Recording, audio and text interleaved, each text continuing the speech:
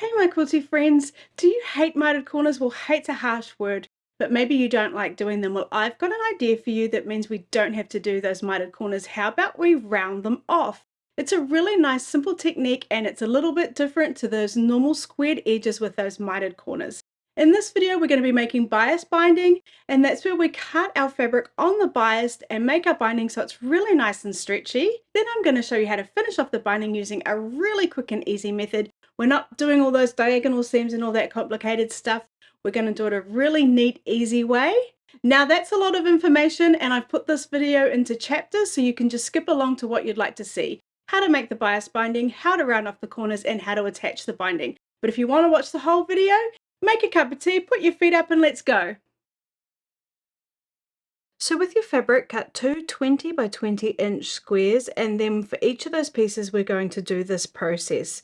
Now if I take my ruler, it's too short to cut along the diagonal line from the center there, so we have to do a few little tricks to make that possible.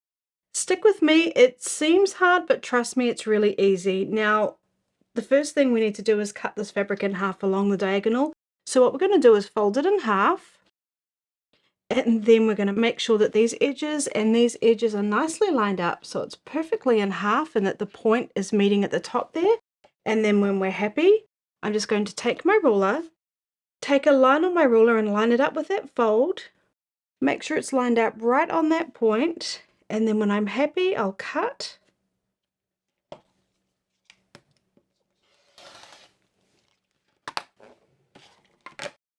Then I'm just going to open it up, and sorry, I did forget to say that I started with the right side of the fabric facing me. Now all I'm going to do is take this top piece here, flip it over and bring it down and line up that straight edge on top of each other. And it creates kind of that flag look. So now we've got the fabric's right sides together and we've got that nice straight edge lined up. Now what we're going to do is sew along this edge here, but we've got these funny little points here. We're not going to line it up so those edges are perfectly lined up. We're going to have them so there's about 1/4 of an inch poking out on either side. And if you'd like to, you can pin, and then we're just going to sew along this edge. So I'm stitching at stitch length 2. I'm just going to start on the very edge, and I'm sewing with a 1/4 inch seam allowance, and I'm using wonderful confetti thread.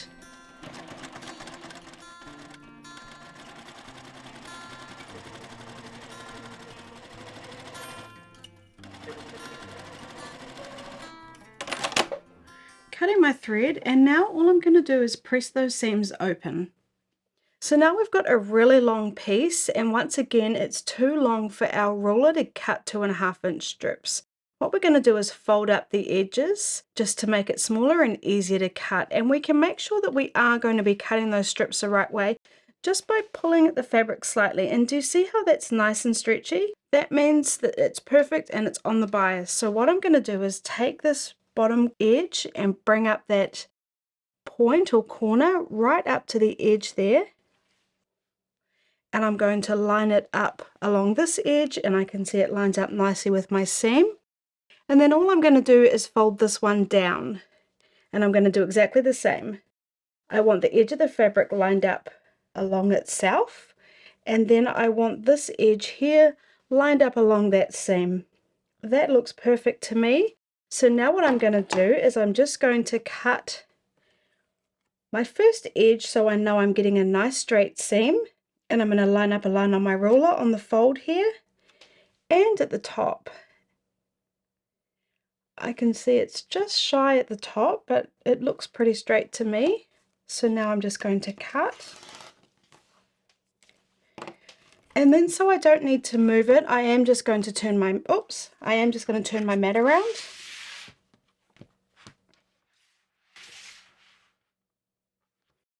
And then I'm going to just cut 2.5 inch strips.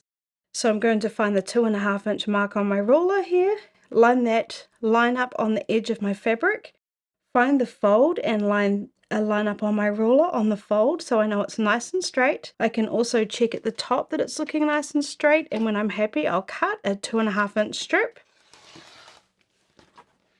And then I'll carry on until I've got as many 2.5 strips as I can from this piece of fabric. Now I'm cutting mine at 2.5 inches. That's just a personal preference, and that's the width I like to sew my binding at. Some people prefer it thinner, like at 2.25 inch, 2, or even 2 3/4. Whatever your preference is, that's what you'd cut it at.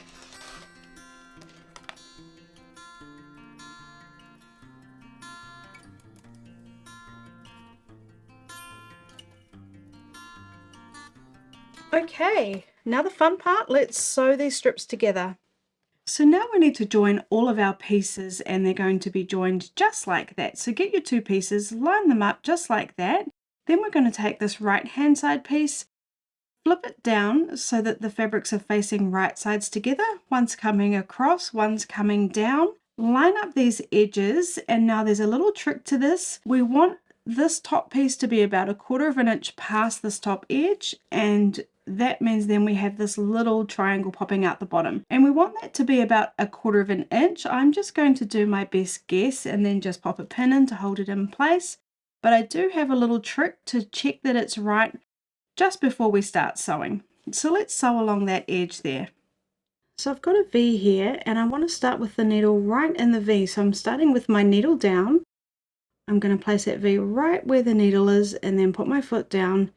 And then if I'm happy that I'm going to achieve a nice 1/4 inch seam allowance, then I've got it right. So then I'll just sew.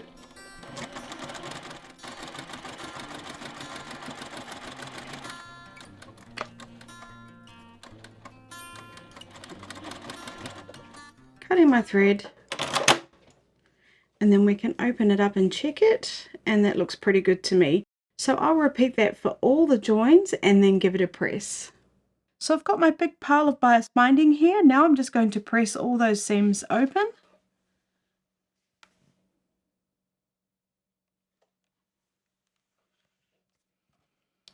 And then come along to the next one, and so on. And if you've got little dog ears, I can see here poking out, you can trim those off.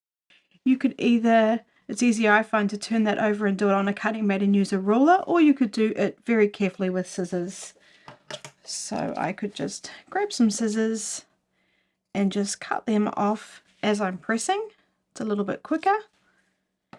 And then I'll just find the next join, press open, and trim those dog's ears if they need trimming. So now I'd like to show you a new technique where we can round off the corners, which is why we needed the bias binding. And it also means we're going to not have to do those mitered corners, which I know some people really struggle with. So what I've got here is my quilt. It's been quilted professionally, so it's been basted and quilted, and now it's ready to add the binding on. So your quilt needs to be at that stage. Now it's come back to me with a stay stitch all around the top edge of my quilt, which I actually really like because it's keeping all the layers nice together for when I'm binding. So that is something I think I'm actually going to start doing with all my quilts. I really like that. I think it will help with adding the binding. But what we're going to do now is take something round, and a plate is perfect. You might want to get a few different plates and find out what size you like best to see how big you want this corner to be cut off. This is a reasonable size plate from IKEA, and you can see if I place it on the corner here, I'm just going to be taking about that much off my corner, not a lot actually. So what I'm going to do is make sure it's even on both sides. For example, I wouldn't want it lined up perfectly on this edge and have a 1/4 inch space over on this edge. So I want it lined up nicely on both edges, which means it's sitting perfectly in the corner there. And then when I'm happy, I'm just going to take a washable marker and trace the edge of my plate. I definitely want to be able to see it, so I'm going to take my time and make sure that it's really clear where I want to cut. Removing my plate, and there you can see I've got my line. I'm just going to take my scissors and really carefully cut along that drawn line.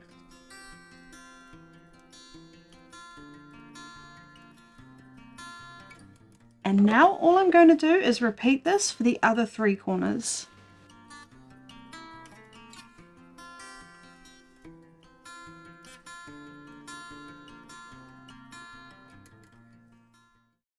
So now we need to prepare our binding to attach to our quilt, and I'm going to be finishing mine off by making a little pocket to tuck the ends into, which is a little cheap way of finishing our binding. So if you'd like to do yours like that too, then follow along with these instructions. Here you'll see we've got a diagonal cut, but it's going from the left to the right coming down. Well, we need one starting from the right coming down to the left. So I'm just going to do that first. I'll take my ruler, find the 45-degree line on my ruler, line that up on the edge of my binding, and then I'm just going to cut this edge off here.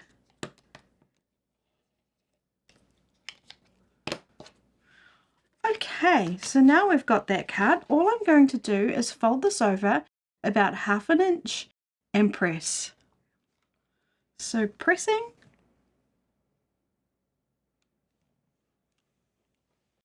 Then I've got this dog's ear here. I'm just going to turn it over to the other side and use the edge of the binding as my guide to just cut off that dog ear there.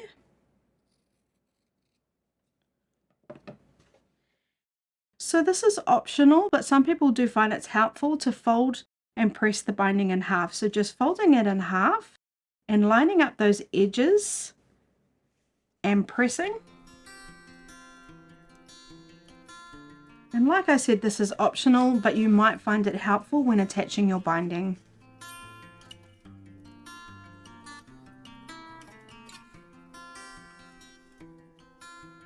So now we're going to attach our binding. I like to attach my binding to the back and then turn it over to the front and sew it on from the front. That's a personal preference, so just attach yours however you'd like. But what we're going to do is, well, I'm starting at the bottom in the center of my quilt. I'm going to take my binding, line up the edges of my binding with the edge of my quilt, and then I'm just going to open it up. And what we want to do is just sew this side down past where our fold ends, about 1.5 inches. So I'll sew from the top here down about 1.5 inches. So just make sure those edges are lined up nicely and pin.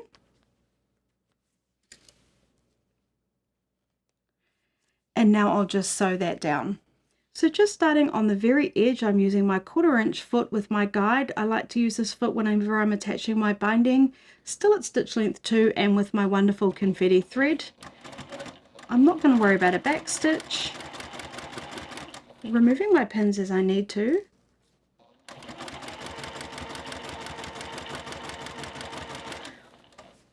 Coming about 1.5 inches down past the end of that fold there.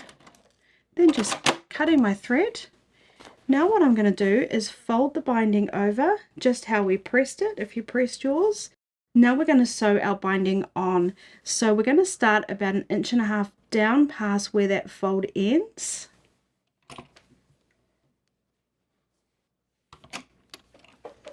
Okay, and I will just do a back stitch so it's nice and secure. So going a few stitches forward and then back. And now I'm going to go forward. Now at this point you might like to use pins or clips. I like to just adjust it as I sew. Now the secret is we want it to be nicely smoothed out and gently pulled but not stretched, and we definitely don't want it all bunched up when we're sewing our binding on. So what I do is I just adjust as I need to as I sew around, or if you'd prefer you can use pins or clips. So just taking my time, I'm just going to go around the whole edge of my quilt,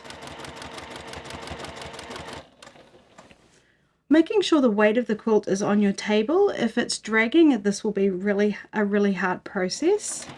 Now I can see I'm coming up to it crooked, so I'm just going to stop, readjust, smooth it out and carry on. And don't be afraid to just stop whenever you need to.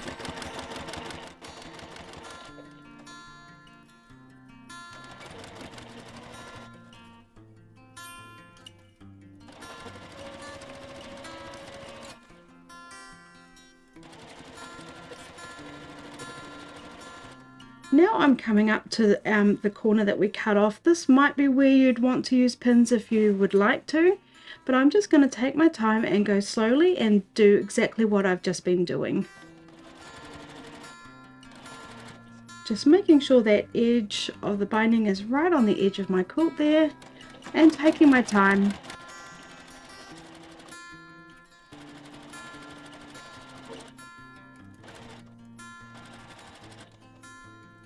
Readjusting as I need to. Now I'm past that first rounded corner. I'm just going to carry on until I get back to where I started and stop 1 inch or 2 before we meet those ends.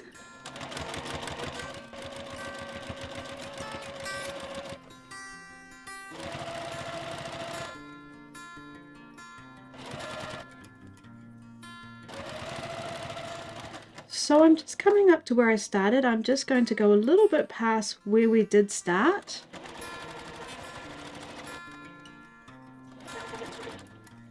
And then I'll do a back stitch.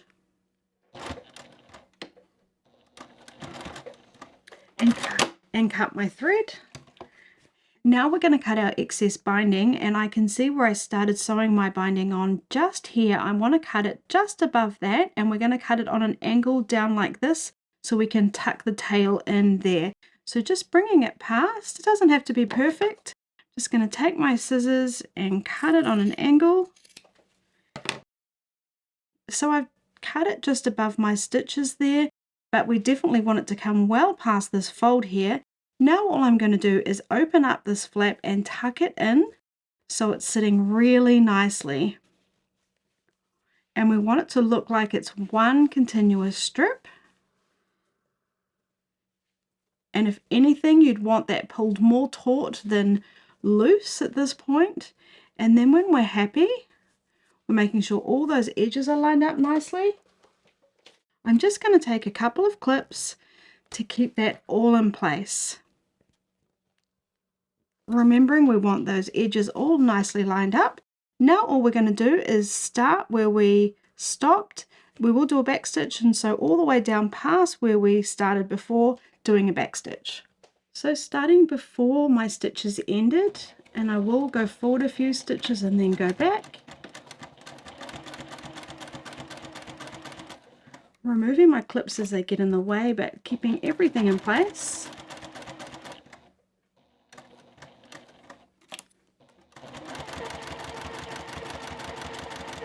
And coming right past where I started, and again doing a back stitch. And cutting my thread. You can see our join here. Doesn't that look good? Now, if you'd like to, you can secure it by sewing stitches along that edge, either by hand or with a sewing machine. Now what we're going to do next is just fold over the binding, finger pressing it. We don't want any creases in here, and then we'll just press. And we'll do that along the whole binding.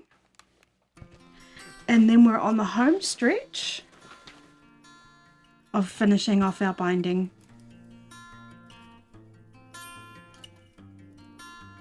Just when you come to the corners, just do your best.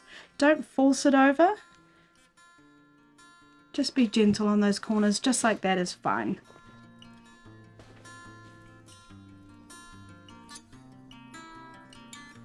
Now I've got the quilt top facing me, we're just going to fold our binding over, and I do like to clip mine just so that I know it's sitting really nicely when I sew it.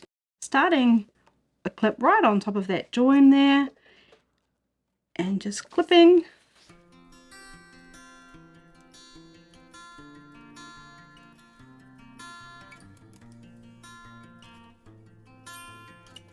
And then when you come to the corners, it kind of just pops over like that.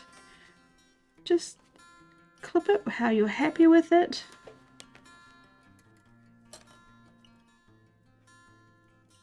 You might like to use a few extra right on the curve here, and this curve of our rounded corner is exactly why we did the bias binding. So it's just going to glide around that corner really nicely. If we just used regular binding, it would be all puckering right now, because it wouldn't have had that stretch in it. And then you can just clip it in pieces and do the binding, or you could clip it all in one go depending on how many clips you've got. Now I'm just going to show you how I sew along the edge. So I'm using my left compensating foot, which is a special foot you can get for the Juki TL sewing machines. What it is it's got a ledge here that sits below the binding, giving me something to butt up my binding against, and I get a beautiful 1/8 of an inch seam allowance. Now you can get this foot for other machines, you just have to look it up.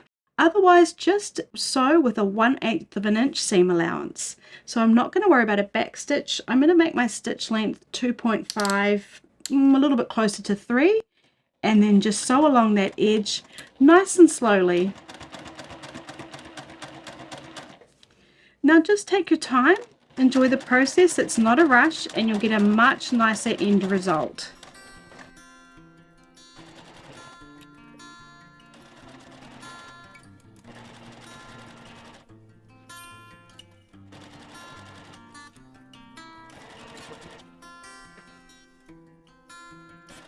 And if you're enjoying this video, please do hit the like button and even better the subscribe button. It really means the world to me and it really helps me out.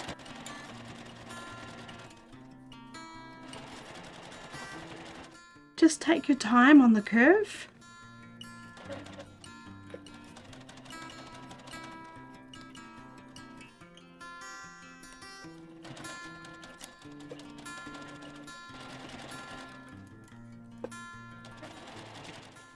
So I'm almost back to where I started. I'm just going to hold this little tail out of the way so it doesn't end up in a big bird's nest and stitch right over where I started. I will do a back stitch and then cut my thread. Then I'll cut any loose threads. And now before you go, let's quickly take a look at the back. So look at our corner. Isn't that lovely? I love how that's turned out. And if you don't like mitered corners, this might just be the best solution for you. Something I always forget to do is show you the back, but not today. Today I have remembered. So let's flip this over. What do the stitches look like on the back? You can see it's just a really tidy stitch line, about a 1/8 of an inch away from the edge of the binding there. Now I could have used a thread that didn't stand out quite as much as the pink. If I'm going to be really honest with you, I didn't even think about it, but I think it looks fine. So that's what the back looks like. It's just that 1/8 of an inch stitch all the way around the edge of the binding. But all in all, I'm super happy with how this turned out. Now the quilting on this quilt was professionally done by Quilt Love Long Arm, and they did it as a gift towards our quilt donation drive. Isn't it absolutely beautiful? Isn't that a nice quick way of finishing off your quilt? If you think you're going to try this method, please leave a comment down below and let me know. I love knowing that my videos are useful to people. And if you liked the quilt in this video, I'll put a link up above for that. It's actually a quilt I designed for my annual quilt donation drive, and I'll put all the information about that down below. Would be thrilled to bits if you join us. Thanks so much, and I'll see you in the next video.